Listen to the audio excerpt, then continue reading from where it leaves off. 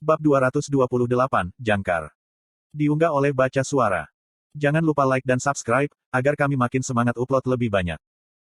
Arthur Lewin Point of View. Aku mengerang, nyaris tidak bisa mendengar suaraku sendiri di atas angin yang bertiup di sekitar kami. Sambil menahan diri di punggung berduri Sylvie, aku mengamati sekelilingku. Aku bisa melihat kastil terbang mendekat di kejauhan, mengisi diriku dengan campuran emosi. Yang terkuat dari mereka ada hubungannya dengan melihat Tessia. Sebenarnya itu mungkin satu-satunya alasan mengapa aku tidak langsung pergi ke Etistin di mana pertempuran sesungguhnya akan segera terjadi. Para penjaga kastil, memperhatikan Sylvie, berpisah untuk membentuk jalan sementara dermaga pendaratan terbuka tanpa suara. Aku harus menyerahkannya kepada para ahli seni di masa lalu, para penyihir yang bijak dan kuat yang bertanggung jawab tidak hanya mengangkat seluruh kastil di langit tetapi juga seluruh kota dan menghubungkan setiap kota besar dengan portal teleportasi. Konstruksi meninggalkan perasaan yang menakjubkan setiap kali saya melihatnya. Itu menimbulkan pertanyaan tentang apa yang sebenarnya terjadi pada mereka. Tetapi pada saat yang sama, menemukan jawaban untuk itu tidak benar-benar teratas dalam daftar prioritas saya. Mari kita selesaikan ini dengan cepat. Saya perlu beberapa sabit atau pengikut atau prajurit Alakrian untuk membunuh, saya sampaikan, melepaskan ikatan saya. Anehnya, dermaga pendaratan, yang biasanya dipenuhi dengan aktivitas dan kebisingan, benar-benar kosong selain dari sosok sendirian di dekat pintu. Itu Virion. Butuh beberapa saat bagi saya untuk menyadari siapa orang itu karena betapa berbedanya dia. Keyakinan yang kuat bahwa peritua biasanya memancar bersama seringai ringannya hilang, digantikan oleh ekspresi suram yang dipuji oleh lapisan tas yang membebani matanya. Rambut peraknya tidak terikat dan jubah yang dikenakannya tampak agak terlalu besar padanya. Tetap saja, melihat saya dan Sylvie, wajahnya melembut ke apa yang saya anggap sebagai senyum lega. Berjalan menghampiri saya dengan gaya berjalan anggun yang tidak bisa dihilangkan hanya dengan bertambahnya usia, dia segera memeluk saya. Saya tertegun. Tubuhku tersentak karena kontak fisik yang tak terduga, dan untuk sesaat pikiranku menjadi kosong. Selamat datang kembali. Kamu melakukan semua yang kamu bisa, Arthur. Kamu melakukan yang hebat, katanya dengan lembut, dengan suara yang tampak asing namun begitu akrab pada saat yang sama. Cangkang apatis yang dingin yang telah saya simpan di dalam diri saya, jauh dari amarah, kesedihan, kehilangan, dan emosi-emosi lain yang mencoba mencakar jalan masuk, telah meleleh. Itu bisa saja kehangatan pelukannya, atau kehangatan kata-katanya, tapi aku mendapati diriku menangis sekali lagi. Air mata mengalir di pipiku, tanpa henti dan hangat. Bahuku bergetar ketika aku mencoba semua yang aku bisa untuk menjaga diriku agar tidak jatuh sekali lagi, tetapi kata-kata Virion terus bergema di benakku. Saya melakukan semua yang saya bisa. Saya melakukannya dengan baik. Sylvie tetap diam, tetapi aku merasakan sentuhan lembutnya menyampaikan emosi yang sama besarnya dengan pelukan Virion. Komandan, Tombak, dan Asura. Kami bertiga berdiri di sana sendirian di ruangan kosong yang besar, melupakan sesaat siapa kami. Aku memegang tanganku tepat di depan pintu, enggan mengetuk. Saya tidak berpikir saya bisa melakukan ini sendiri sekarang. Apakah Anda yakin tidak ingin melihat tes dengan saya? Saya bertanya ikatan saya yang ada di bagian lain kastil. Dia membutuhkanmu sekarang. Hanya kamu? Dia menjawab dengan dingin sebelum dengan sengaja menghalangi hubungan mental kita, membuatku terdampar. Virion telah mengatakan hal yang sama setelah berjam-jam berusaha menghibur cucunya. Dia telah mengunci diri di kamarnya, menolak untuk melihat semua orang yang ingin membantu.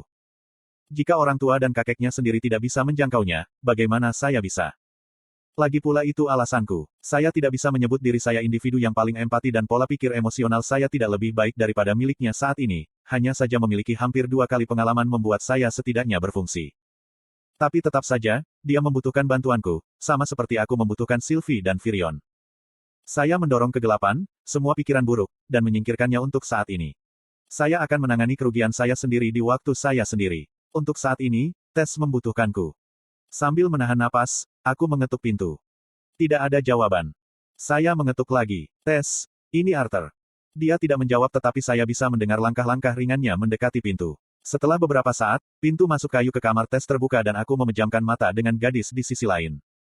Saya telah melihat begitu banyak di matanya yang biru muda. Tawa, kegembiraan, kemarahan, tekad.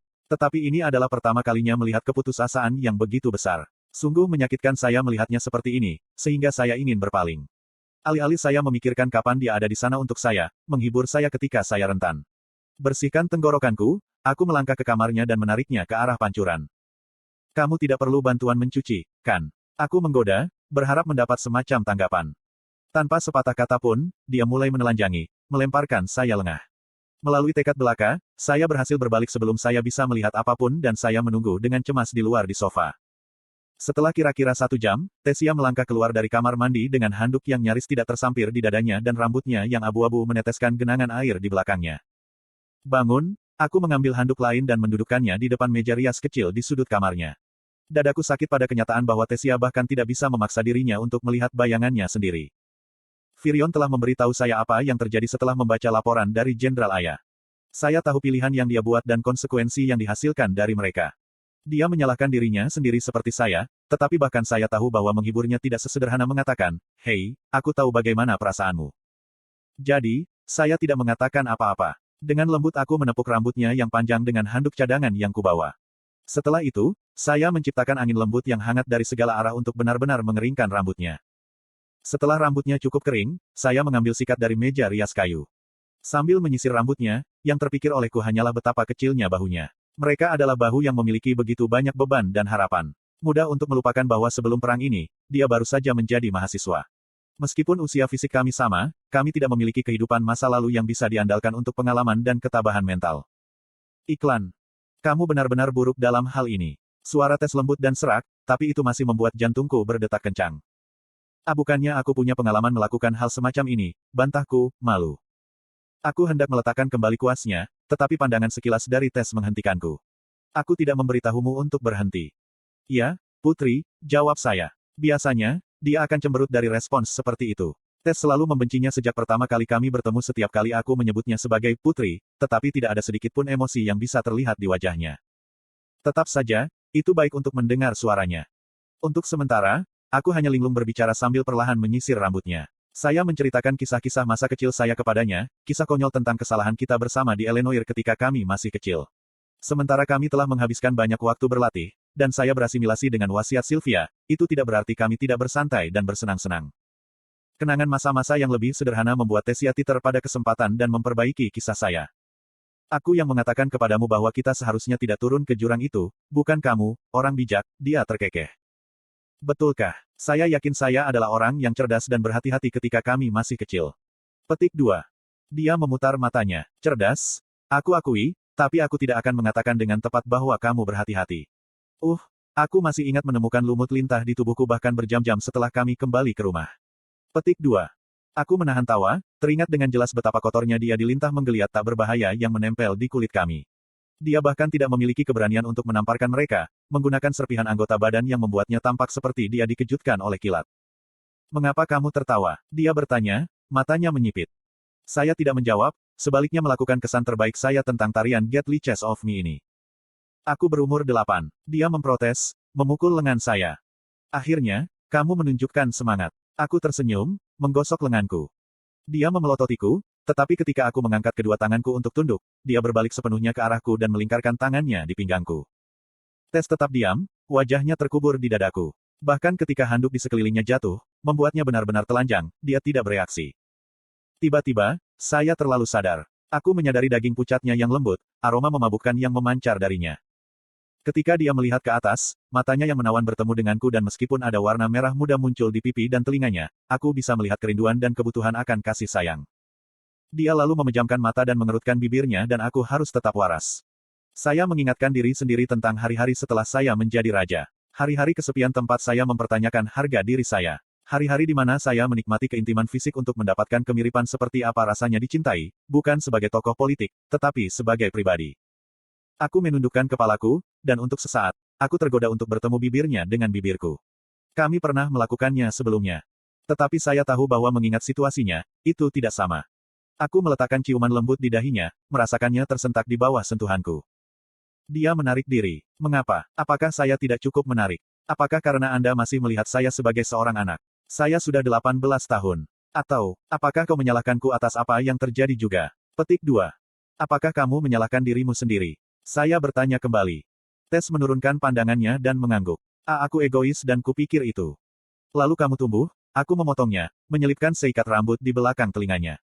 Kita semua melakukan kesalahan, tetapi bagian tersulit adalah mengakui mereka dan bergerak maju sehingga mereka tidak terjadi lagi. Bahunya bergetar saat dia mengendus. Jadi bukan karena aku tidak menarik. Perlu beberapa saat untuk menyadari apa yang dia bicarakan. Segera wajah saya terbakar ketika saya mengambil sosoknya yang terbuka. Tidak, itu bukan karena kamu tidak menarik. Saya hanya ingin melakukannya dengan benar, ketika kami berdua tidak melakukan ini sebagai cara untuk melarikan diri. Petik 2. Mencungkil mataku yang tidak rela menjauh dari pemandangan di depanku, aku berbalik. Kamu harus berpakaian. Ada satu hal lagi yang ingin saya lakukan untuk Anda. Petik 2. Dapur itu kosong ketika kami tiba, tetapi untungnya ada banyak bahan yang disimpan dalam wadah dingin untuk membuat camilan tengah malam cepat untuk diri kita sendiri. Kamu ingin makan bersamaku? Tess bertanya, memandang sekeliling dapur. Mengambil sepotong daging yang terbungkus dari gudang, aku mengangkatnya. Aku ingin memasak untukmu. Memasak? Mengapa? Aku mengangkat bahu, mengumpulkan sisa bahan dan meletakkannya untuk persiapan. Kamu tumbuh dengan makanan yang dibuatkan untukmu oleh koki di kastil. Alih-alih menggunakan sihir, saya mengeluarkan pisau dapur dan saya mulai mencukur dan mencacah bahan-bahannya. Di Ashbar, ketika aku masih kecil, ibuku biasa memasak semua makanan kami. Dia menuangkan waktu dan energinya hanya untuk melihat senyum di wajahku dan ayahku saat kami makan. Petik 2. Tangan saya gemetar tetapi saya terus memotong. Duduk di meja makan, tertawa dan bercanda tentang makanan enak. Itu adalah salah satu hal yang saya tidak pernah benar-benar menghargai, tidak sampai itu sudah terlambat. Petik 2. Aku buru-buru menyeka air mata. Beberapa rempah-rempah pasti sudah masuk ke mataku. Maaf soal itu. Hampir lupa tentang air. Aku berbalik dari Tess dan menurunkan api di bawah panci kaldu yang mendidih. Melalui gigi yang terkatup, aku menahan isak tangis yang terbentuk di dadaku, tetapi air mata tidak berhenti. Tangan saya bergetar dan napas saya keluar dalam semburan tersedak. Kilasan ingatan dari masa saya ketika seorang anak yang tumbuh di Ashbar menusuk kepalaku seperti pasak besi yang panas, tetapi aku berpegang teguh. Saya perlu menghibur Tess. Tidak masalah. Saya baik-baik saja, Seni. Suaranya lembut, dan belayannya yang lembut cukup membuatku berlutut. Aku jatuh ke lantai yang keras dan dingin, mencengkeram dadaku ketika isak tangis keluar dari tenggorokanku. Saya tidak ingat banyak sepanjang sisa malam itu. Mungkin aku tidak ingin mengingatnya terhambat oleh emosi yang asing dan kasar yang mencakar diriku. Yang saya ingat, adalah sentuhan hangat tangan Tess yang membuat saya berlabuh dan waras.